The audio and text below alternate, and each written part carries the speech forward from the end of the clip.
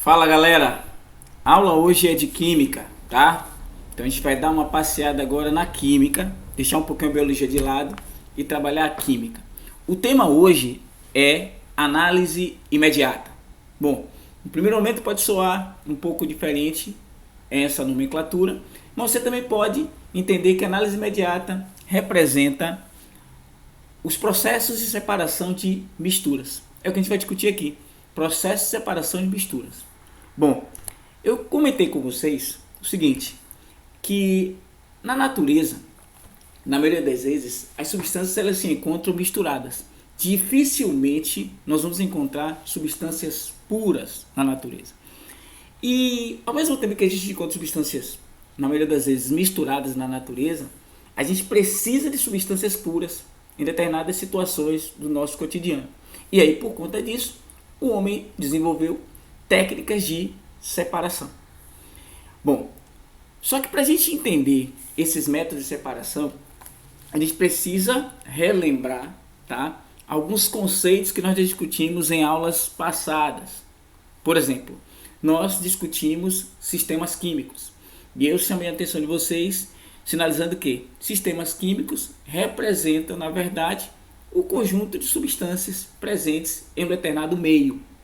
E aí, esses sistemas químicos, eles podem ser caracterizados como sistemas homogêneos ou sistemas heterogêneos.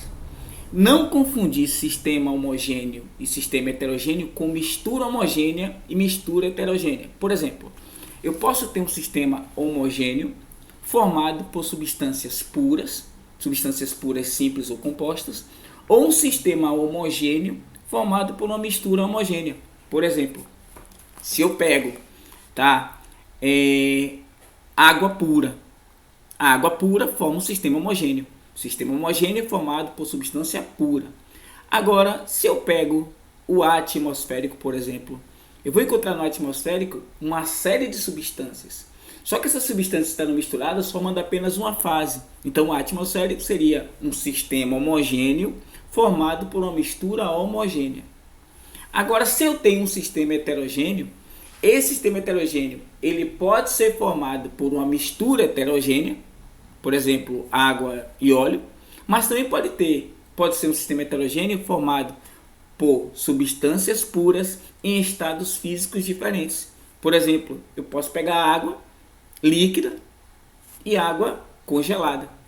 Você vê as mesmas substâncias mostrando que existem dois aspectos. E aí você vai ter, portanto, um sistema heterogêneo, mas não vai ser uma mistura heterogênea. Vai ser uma substância pura em estados físicos diferentes. Não esqueçam disso.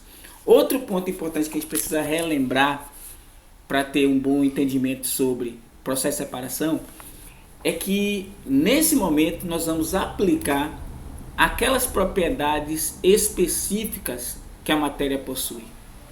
Principalmente as propriedades específicas físicas, como densidade, temperatura de fusão, temperatura de ebulição, calor específico, bem como também propriedades químicas ou funcionais, grau de solubilidade, caráter metálico, todas aquelas que nós estudamos, nós discutimos em aulas passadas. Outro ponto importante também, pessoal, é a gente entender que necessariamente a gente não precisa estar em um laboratório para aplicar esses métodos de separação. No nosso cotidiano, a gente consegue tranquilamente realizar alguns desses processos, tá? Então é muito importante entender isso. Outro ponto também que eu sinalizo para vocês é que durante a nossa aula, façam as anotações devidas, tá? No seu caderninho, resuminhos, porque é muito importante e ajuda bastante vocês memorizarem aquilo que é necessário.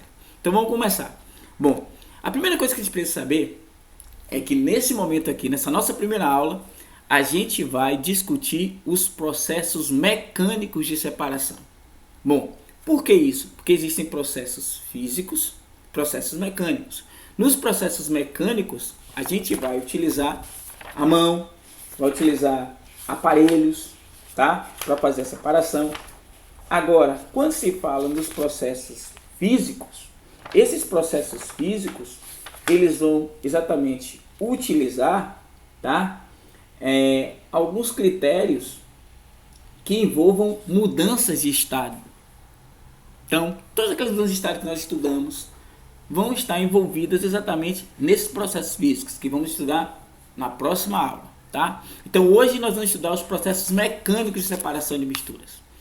E aí, a gente percebe que normalmente a gente vai fazer uso de alguns desses processos. Seja em casa, ou na rua, ou no nosso trabalho, a gente vai fazer esses processos. E aí eu sinalizei logo aí alguns tipos de mistura que são muito comuns ao nosso cotidiano. Então aqui você tem água, óleo e areia. Aqui você tem areia e brita, né, pedras. Aqui você tem o lixo. Então é muito importante a gente saber separar, né? E que método vai utilizar para separar o lixo, porque é muito importante a gente, na técnica de coleta seletiva, muito importante isso. E aqui você tem o petróleo. Obviamente você não vai estar fazendo o craqueamento do petróleo em casa, mas a gente vai discutir aqui também, tá? Processo que envolve essas separações. Bom, e aí, gente, o primeiro processo que a gente vai discutir aqui é a catação. Então, a catação é uma coisa que a gente utiliza, é um processo que a gente utiliza no nosso cotidiano. Aí você pode fazer isso ou utilizando suas mãos ou utilizando pinça, tá? Então você pode fazer, a depender do material, até o uso de suas mãos para fazer o processo de catação. E esse processo de catação, ele se caracteriza exatamente por você fazer a separação manual de substâncias diferentes, de componentes diferentes. E é importante você entender o seguinte, que para esse processo de catação, normalmente a gente utiliza como critério diferença de diâmetro, tá? Diferença de tamanho dos objetos ou das substâncias ou dos materiais que estejam sendo catados, diferença de cor, certo? Ou então diferença na forma. Então, para você catar, você tem que ter componentes que apresentem tamanhos, forma e cores diferentes. E aí, nesse caso, nesse primeiro momento aqui de estudo, gente, nós vamos então nos atentar aos processos de separação de misturas heterogêneas que envolvam sólidos. Então, a catação você vai utilizar para separar componentes de uma mistura heterogênea, desde que esses componentes sejam sólidos. Por isso que eu coloquei aqui como título, processos mecânicos de separação de misturas entre sólidos. Primeiro mecanismo que a gente pode utilizar, catação, tá? E o que é que a catação utiliza como critério de separação? Tamanho, forma e coloração dos materiais. A partir dessas diferenças, a gente então vai fazendo a separação. Nós normalmente, tá, em casa, deveria ser uma prática da maioria, mas às vezes isso não acontece na maioria das casas, a separação do nosso lixo, tá? Então a gente poderia separar o nosso lixo catando os materiais. Então a gente poderia separá-los em componentes orgânicos, componentes químicos, né? Separando papel, separando plástico, separando vidro. Então observe que a gente consegue ver que esses materiais que eu citei ou apresenta tamanho, ou apresenta coloração, ou então apresenta uma textura diferente. Então daria para separar. A gente também pode utilizar, isso aqui é um processo mais comum, o processo de catação, quando a gente vai separar feijão de algum tipo de pedregulho, algum tipo de impureza, tá? Como talos, como pedaços de folha, até mesmo pedra, para que a gente possa cozinhar. Então observe que eu fiz questão de colocar essas duas figuras. A gente pode catar o lixo e a gente pode também catar o feijão, separando daqueles componentes indesejados para a nossa alimentação. Um outro mecanismo que a gente pode utilizar também de separação de sólidos em uma mistura heterogênea é a ventilação. Mas aí nesse caso, pessoal, a ventilação ela só pode ser utilizada quando você tem uma mistura onde esses sólidos apresentarão uma densidade muito diferente. Ou seja, naquela situação em que vai haver, tá, uma diferença muito grande de densidade entre esses sólidos. Então essas duas figuras mostram muito bem o que a gente pode fazer durante o processo de ventilação. Por quê? Porque a gente vai utilizar exatamente uma corrente de ar para que, na verdade, o material menos denso, o sólido menos denso, o sólido mais leve, ele termine sendo carregado pela corrente de ar. Isso acontece muito quando a gente come amendoim torrado, né? A gente descasca o amendoim e aí o que, é que a gente faz normalmente? A gente sopra, tá, essa mistura de casca com o amendoim e aí o que acontece? Ao soprar, exatamente, a casca, que é muito mais leve que o amendoim, é carregada pela corrente de vento e fica no vasilhame ou nas nossas mãos o amendoim que a gente vai, então, a partir daí, ingerir. Então, veja que a ventilação também é um processo que a gente utiliza no nosso cotidiano. Outro mecanismo que a gente não utiliza, tá, no nosso cotidiano é a levigação. E aí, pessoal, a levigação ela é usada também para separar sólidos, certo? Também esses sólidos que têm densidades muito diferentes, porém esse processo é realizado com a ajuda de um instrumento, tá? E nesse caso, em vez de a gente utilizar uma corrente de vento, a gente utiliza água corrente. Então, olha a diferença para vocês não confundirem, tá vendo?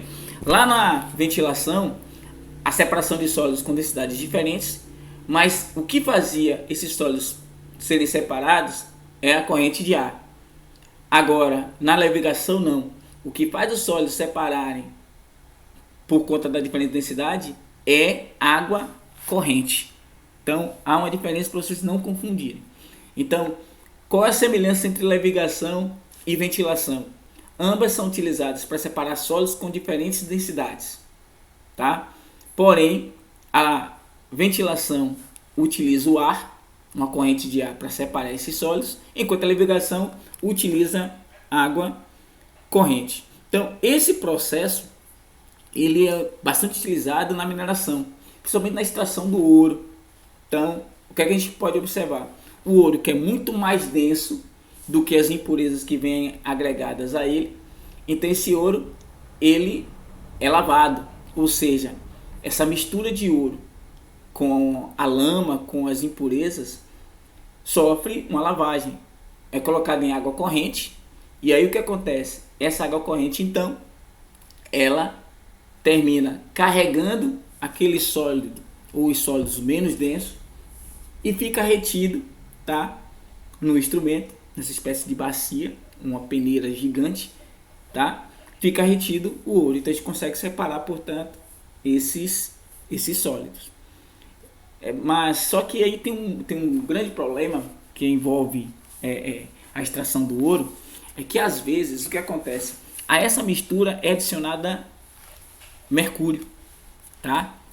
E aí o que acontece? Esse mercúrio, ele, quando é lavado, ele de repente ele é jogado nos rios e termina contaminando uma série de espécies e pode exatamente até contaminar o ser humano, caso o ser humano faça a ingestão de algum organismo proveniente desse rio, tá?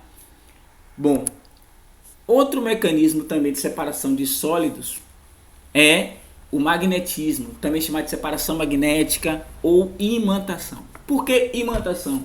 Porque vai ser utilizado para separar esses componentes sólidos um ímã, um instrumento chamado de ímã, todo mundo conhece. E aí o que acontece? Só que aí, pessoal, a imantação ou magnetismo ou separação magnética, esse processo só pode ser utilizado se um desses componentes da mistura sólida for metal. Se você não tiver metais misturados, você não pode separar por magnetismo. Por quê? Porque se esses materiais não são metais, ou se pelo menos um deles não seja um metal, ele não vai ser atraído pelo ímã. Então não tem como você usar um ímã para separar componentes que não sejam, ou que não tenham pelo menos um metal. Então, para isso, você precisa que um dos componentes dessa mistura heterogênea seja um metal. Você vai utilizar o processo chamado de magnetismo ou imantação. Então, se a gente observar, portanto, tá, em qualquer uma dessas situações aqui que eu estou sinalizando, você tem sólidos misturados e pelo menos um desses sólidos seja um metal. Daí o que você vai fazer? Você então vai colocar esse ímã e o material metálico dessa mistura, portanto, vai ser atraído por esse ímã. Logo então, você vai conseguir sucesso na sua separação.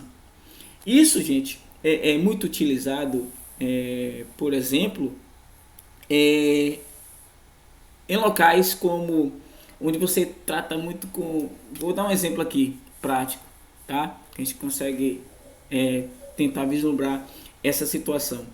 Nas usinas de cana-de-açúcar, tá? Então, nas usinas de cana-de-açúcar, esse processo é muito utilizado. Por quê?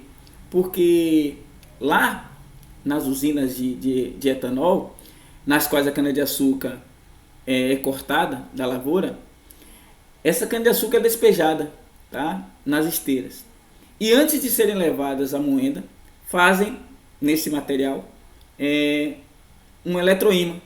Para quê? Para que seja retirada desse material, tá, metais. E aí utiliza-se esse ímã para separar os metais, tá, dos não metais. E então o que acontece? Esse material, depois que é retirado, ele é reciclado. Então, olha que coisa interessante. Então, vejam que o processo de magnetismo permite que nas usinas de etanol, ou de álcool, né, a gente consiga, então, capturar alguns metais que vêm presos à cana-de-açúcar no momento do corte, para que esses metais eles sejam reciclados. E aí, a gente evita uma possível ofensa ao meio ambiente. Outro processo que a gente pode utilizar também para separar sólidos, tá, numa mistura heterogênea, é a peneiração, também chamada de tamização. Por quê? Porque o nome da peneira é tamiza. Então, tamização por isso, que a gente utiliza a peneira. E aí, nesse caso, esse processo de peneiração, gente, é um processo de separação dos quais eu posso dizer que ele seja um processo muito antigo mesmo. A gente utiliza a peneiração há muitos anos, tá? E aí, então eu posso dizer que é um processo rudimentar, tá? É um processo, não vou dizer arcaico, mas um processo bem comparado ao que nós temos hoje, bem antigo. E aí o que acontece? Nesse caso, eu vou separar sólidos, tá, baseado apenas no diâmetro, baseado apenas no tamanho das suas estruturas.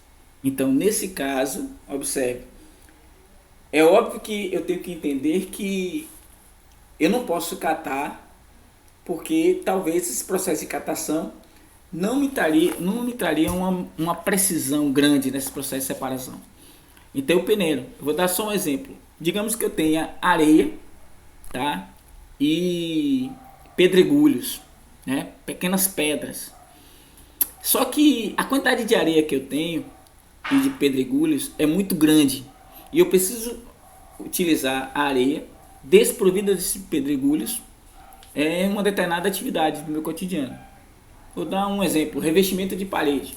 Eu quero minha parede lisinha, então não posso ter pedregulhos em minha areia. Entendeu o que eu faço? Eu peneiro a areia. Eu vou passar a areia por uma peneira. E aí o que vai acontecer? Essa peneira ela vai reter os pedregulhos por terem um diâmetro maior, enquanto que os grãos de areia vão passar. E aí quando esses grãos de areia passar, eu vou ter a famosa areia cessada,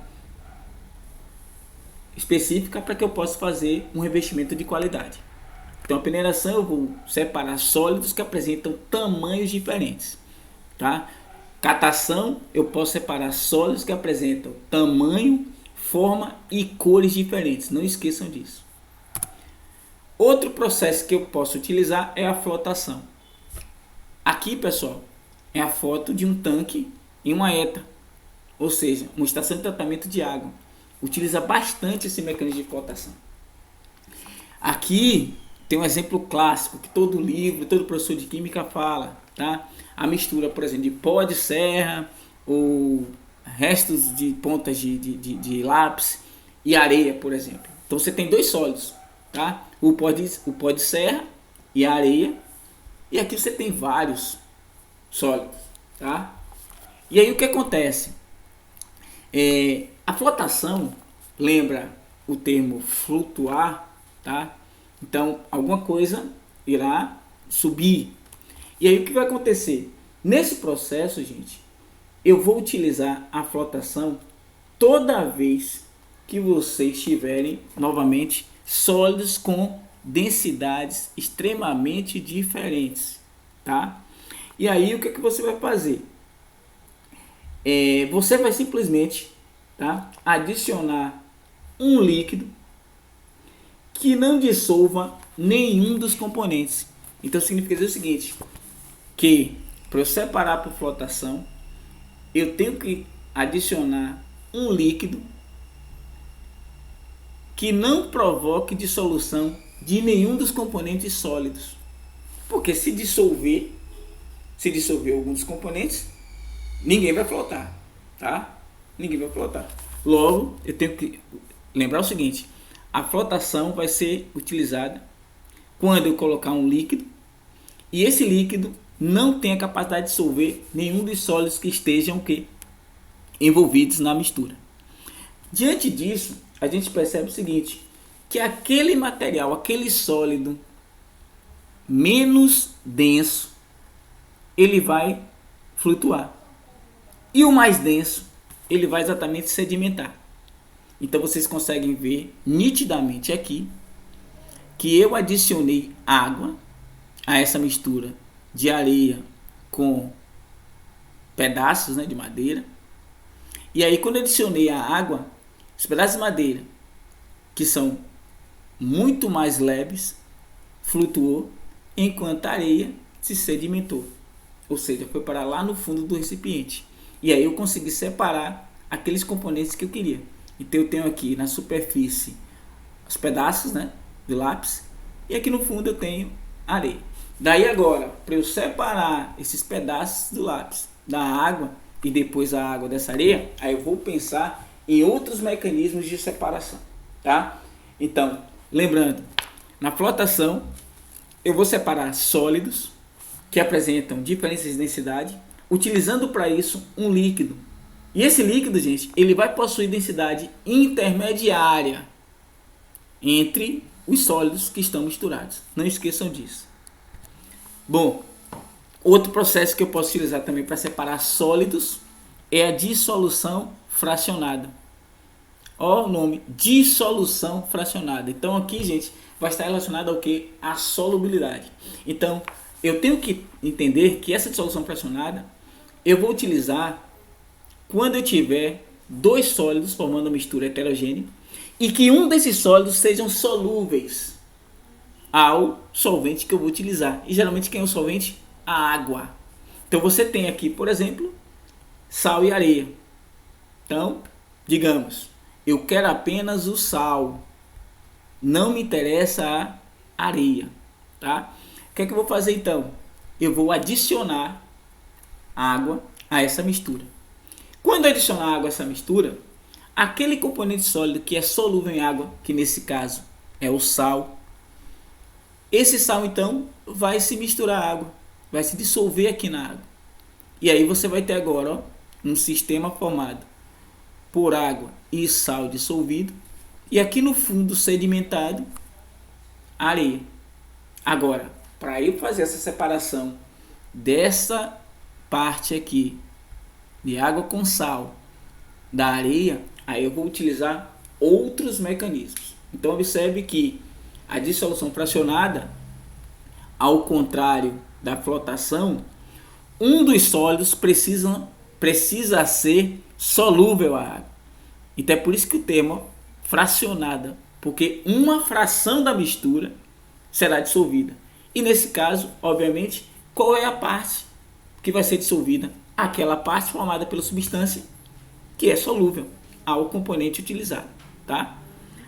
Bom, até agora tudo bem, tranquilo, né?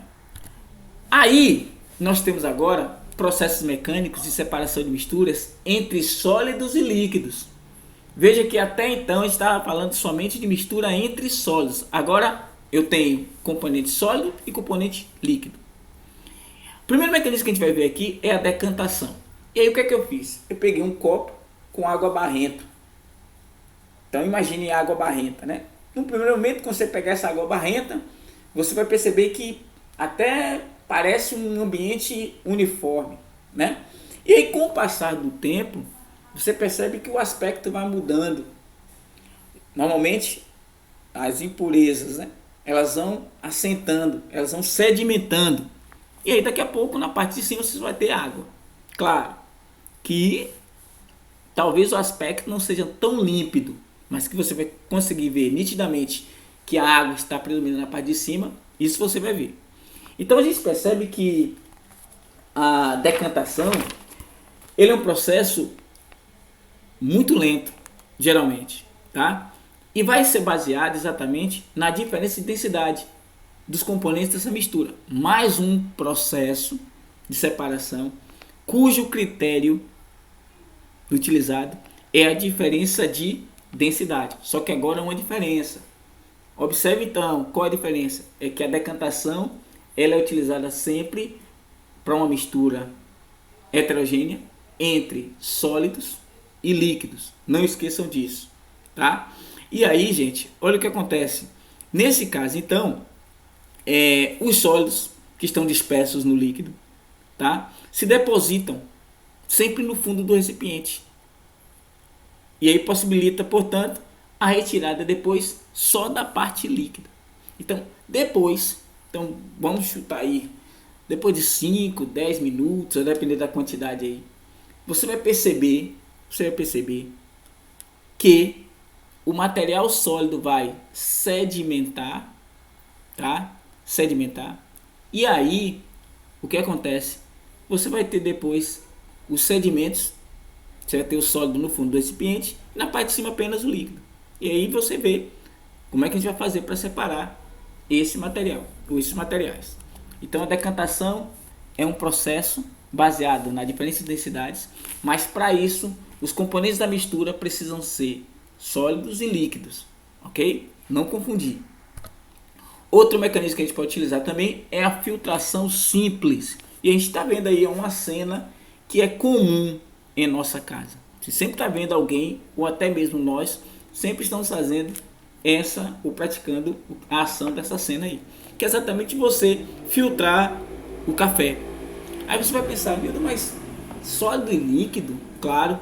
Se você observar, você vai perceber que desse filtro aí, nesse caso esse filtro de papel, acho que vai ser também um filtro de pano, certo? Ou de cerâmica também.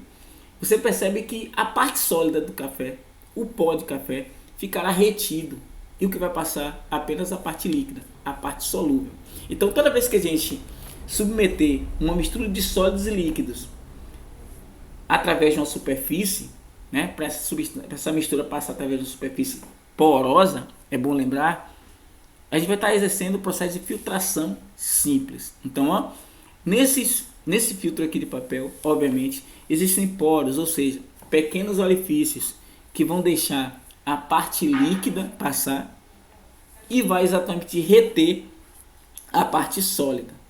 Então, nesse caso, observe que eu consegui separar mais uma vez sólido de líquido, só que agora utilizando a filtração.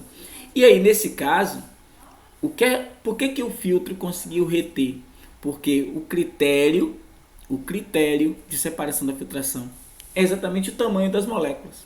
Então vocês percebem que as maiores, ou a parte maior da mistura, no caso o sólido, ficou retido, porque não conseguiu passar pelos poros e passou apenas a parte líquida, tá? E aí temos também a centrifugação. Centrifugação, normalmente, tá? A gente observa na máquina de lavar, quando você consegue observar o rotor girando, né, em alta velocidade, e aí separando a roupa sólida da água, então por isso que a roupa fica seca durante a centrifugação, mas também é um mecanismo muito utilizado em laboratórios, principalmente em laboratório de bioquímica, pessoal, quando a gente quer separar os componentes sanguíneos. Aí você vai pensar, Nildo, pô, mas sangue não é uma mistura homogênea? Lembre-se, eu disse que algumas misturas macroscopicamente davam um aspecto homogêneo, porém microscopicamente o aspecto passa a ser heterogêneo. O sangue é uma delas. E aí, gente, como microscopicamente o sangue é heterogêneo? Porque eu consigo observar em um microscópio que o sangue ele tem diferentes fases, ele tem diferentes aspectos. Eles têm os elementos figurados, eles têm o plasma, tem as proteínas, e tudo isso conseguem ver em um microscópio. E aí, o que é que a gente faz? Normalmente, a gente precisa separar esses componentes sanguíneos, principalmente para a gente utilizar em processos de transfusão. Então, nos hemocentros, ou seja, nos ambientes em que são recolhidos sangues de pessoas para doar a quem precisa, tá? A gente consegue ver esse método de separação. Por exemplo, então, a gente percebe que a gente consegue dividir, portanto, pelo menos em duas partes. Essa parte aqui, amarelinha, é o plasma, tá? Sanguíneo. Essa parte aqui, escura, tendendo ao vermelho, é a parte formada pelos elementos figurados. E tem essa coloração exatamente porque predominam, tá? Predominam os elementos figurados conhecidos como hemácias, que são as células vermelhas do sangue, os chamados eritrócitos, responsáveis pelo transporte de oxigênio. Fazer uma pontezinha aqui com a biologia, né? E aí, gente, o que acontece? Vamos pensar então que quando eu separo esses componentes sanguíneos, eu posso utilizá-los a depender da minha necessidade. Então, por exemplo, se eu pegar essa parte vermelha constituída por hemácias, que tem a função de transportar oxigênio e dióxido de carbono no nosso sangue, porque produz hemoglobina, tá? Eu vou perceber que eu posso utilizar esse concentrado de hemácias, por exemplo, em pacientes para poder corrigir uma anemia aguda ou crônica que esse paciente sofra, né? Ou então quando os níveis de hemoglobina dele estiverem muito baixos, eu posso simplesmente utilizar essa parte. Digamos agora que eu esteja falando de um paciente que teve dengue, teve chikungunya, teve zika, né? Essas viroses que são comuns aqui no nosso ambiente tropical. Bom, o que tem a ver essas viroses com o que eu vou falar aqui? Porque geralmente esses vírus, tá? Da zika, da dengue e da chikungunya, eles atacam exatamente o nosso sistema cardiovascular. E de repente, as células que eles gostam de atacar são as nossas plaquetas. Para quem não se lembra, as plaquetas são células sanguíneas responsáveis pela coagulação do nosso sangue, ou seja, para evitar que a gente tenha hemorragia. E aí, geralmente, quando esses vírus atacam essas células, destroem essas células e o nosso nível de plaquetas então cai. Então é muito comum, por exemplo, pacientes que estejam acometidos por essas viroses receberem essas plaquetas que foram separadas, tá, do sangue de alguém por um processo de centrifugação. Então imagine aí a importância disso. É por isso que às vezes a gente tem um certo temor em adquirir essas viroses, porque a gente pode ter uma versão hemorrágica dessas viroses. E aí seria mais complicado para a gente tratar. Ou poder até, infelizmente, vir a óbito. Tá? E o plasma, gente, também a gente pode, certo? Utilizar, principalmente quando a gente está precisando que a gente injete nesses pacientes que tanto eu falo, alguns componentes, principalmente indivíduos que sofreram acidentes e aí tiveram graves sangramentos, ou então indivíduos que tenham problema de coagulação por não produzir determinados fatores de coagulação. Então o plasma pode ser utilizado também dessa forma, ou até mesmo também para a fabricação de soros. tá? São muito importantes, ou é muito importante essa parte também. Então a gente fez aqui uma relação com a biologia, mas o importante aqui é a gente entender o seguinte: a centrifugação, tá? Ela se caracteriza por exatamente você separar, tá? Você segregar misturas heterogêneas, nos quais os componentes são de difícil separação. E aí a gente vai utilizar esse aparelho chamado centrífuga, tá? Vocês observem que aqui, ó, você tem alguns suportes onde a gente coloca aqui os tubos de ensaio, contendo, no caso, o sangue, é um exemplo clássico disso aí. E aí, esse aparelhinho aqui, ele vai girar em alta velocidade. E aí o que acontece? Quando você observa depois, a gente percebe que os componentes sólidos que passaram por um processo de separação ou de centrifugação, eles estavam separados exatamente por conta da agitação aos quais ou a qual eles foram submetidos. Então a gente utiliza, tá, esse processo principalmente para a gente separar os componentes sanguíneos. Bom, e aí outro processo outra situação que a gente pode analisar aqui é quando nós temos misturas entre sólidos e gases.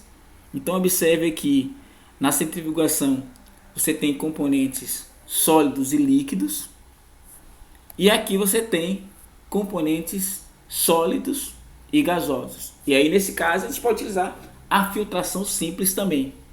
Veja que a gente viu a filtração simples quando a gente tinha sólido e líquido.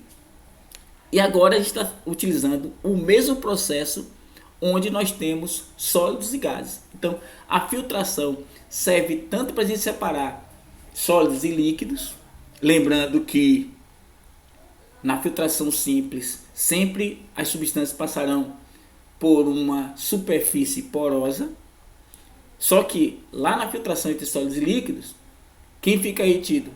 O sólido, sempre o sólido. E o que é que vai passar? O líquido. E aqui o que é que vai passar novamente? O sólido vai passar? Não. O sólido da filtração simples entre gases e sólidos fica retido também. E o que passa? Os gases. Vamos lembrar então o que acontece quando a gente utiliza um aspirador de pó. Então, o aspirador de pó, ele aspira tudo, obviamente, ele suga tudo. Só que aí o ar não fica retido. E o que fica retido no filtro é exatamente as partículas de impurezas que estão suspensas no ar. Outro exemplo também é o que está acontecendo agora, né? A gente tem que falar disso. Então a gente está vendo aí o tempo inteiro o Ministério da Saúde sinalizando para o uso de máscaras, né? Nesse momento que a gente vive agora. Por quê? Porque essas máscaras vão filtrar o ar. O ar, ele além de gases, o que é que ele tem também? Impurezas. E em meio a essas impurezas, você tem também os vírus. Então o que acontece? Quando você utiliza a máscara então vai fazer a filtração desse ar. Então, o gás, o que é gasoso, vai passar pelas máscaras, e o que for sólido ficará o que? Retido. Então, é por isso que hoje, nesse momento, há uma sinalização muito forte para o uso de máscaras. Exatamente para fazer o que? A filtração do ar que a gente precisa para respirar. E aí, agora você tem um processo mecânico de separação de misturas entre líquidos. Misturas heterogêneas, lembrem, estamos falando de misturas heterogêneas, gente. Líquidos agora, tá? Aí um exemplo clássico, água e óleo. Aí esse processo de separação, a gente sempre vai utilizar quando nós tivermos líquidos immiscíveis. E o que são substâncias immiscíveis? Substâncias que não se misturam, vão sempre formar aspectos diferentes, tá? E aí o que a gente consegue observar aqui? A gente consegue observar aqui ao lado um filtro. Então nesse caso aqui, a gente percebe a existência aqui de um filtro especial, tá? E a gente não vai então dizer que é uma filtração simples, tá? E aí, olha o que acontece então. Nesse caso, gente, a gente percebe que o que vai acontecer aqui é exatamente a possibilidade de eu fazer com que esses líquidos immiscíveis eles passem agora a ocupar sistemas o que? Diferentes. E aí nesse caso é muito importante a gente falar, tá? A gente vai utilizar um processo de decantação, só que uma decantação diferente. Vamos utilizar aqui o filtro de decantação. O que a gente vai fazer então? A gente vai pegar essa mistura aqui de água e óleo e colocar no interior desse filtro. Ora, obviamente, pessoal, observe que na parte de baixo aqui existe uma torneira. Quando essa mistura estiver aqui, a disposição dela será a mesma, ou seja, o óleo, por ser menos denso na parte de cima, a água por ser mais densa na parte de baixo, eu simplesmente então abro essa torneira. Obviamente, então, qual vai ser a tendência? A tendência vai ser a água, ela se deslocar para o recipiente que vai ser colocado aqui embaixo, e aqui no filtro ficar retido apenas o que? O óleo. Então, eu consegui separar, portanto, esses componentes. Então, a gente percebe que é muito importante a gente entender que aqui essa decantação é diferente da outra, porque aqui eu vou utilizar um filtro. Eu não vou esperar que o tempo resolva. Quem vai resolver aqui para mim é esse funil. Então esse funil de decantação é que vai exatamente permitir a separação de óleo e de água. Ok? Então, gente, é o seguinte. Vamos lembrar os processos de separação de misturas. A gente precisa então analisar que tipo de componente forma cada mistura para que a gente consiga utilizar cada processo em um determinado sistema, para não correr o risco de utilizar processos inadequados para separar determinados componentes e não ter sucesso nessa separação, ok? Então na próxima aula a gente vai falar sobre os processos físicos de separação. Não esqueçam, façam as anotações e eu estou aqui para tirar todo e qualquer tipo de dúvida, beleza? Então, um abraço e até a próxima aula.